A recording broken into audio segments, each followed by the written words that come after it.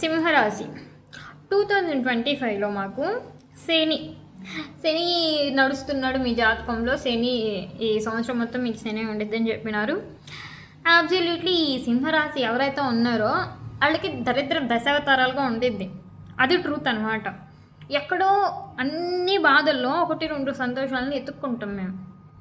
సర్లే 2026 కోసం మేము ఎలా ఎదురు చూసినామంటే కళ్ళు కాయలు కాసేలా ఎదురు చూసినాం. శని పోయిద్ది, తర్వాత ఇటు ఒక ఇయర్ మంచిగా ఉంటే ఇంకొక ఇయర్ చెడుగా ఉండిద్ది. సో 2025 మాకు అనుకూలం లేదు, చెడుగా ఉంది. 2026 బాగుండిద్ది అని అనుకుంటే ఇప్పుడు అష్టమ శని అని చెప్తున్నారు. ఒకళ్ళేమో రాజయోగం ఉందంటారు, ఇంకొకళ్ళేమో ధనలాభం అంటారు. మాకు మాత్రం ఏ లాభాలు లేవు. మళ్ళీ ఇంకొకళ్ళు 2026లో మీరు కమిటెడ్ అవుతారు అన్న. ఆ కమిటెడ్ అయ్యేవాళ్ళు కూడా అష్టమ శని ఈ శని ఉన్న వాళ్ళే వస్తారు.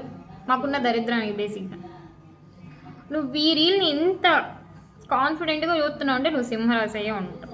నువ్వు సింహరాశి అయితే కామెంట్ చేయి. అన్నీ నిజాలే కదా ఇవన్నీ. ఏం జరగలేదు మనకి, ఏం జరగలేదురా మనకి. కానీ నాకు ఇన్స్టా ఓపెన్ చేస్తే నా ఫీడ్ మొత్తం రాశుల గురించే ఉంది. మెయిన్ వైల్ అన్న రాశి ఎలా తెలిసిందో వాళ్ళకి నాకు అర్థం కాదు. సింహరాశి జాతకులు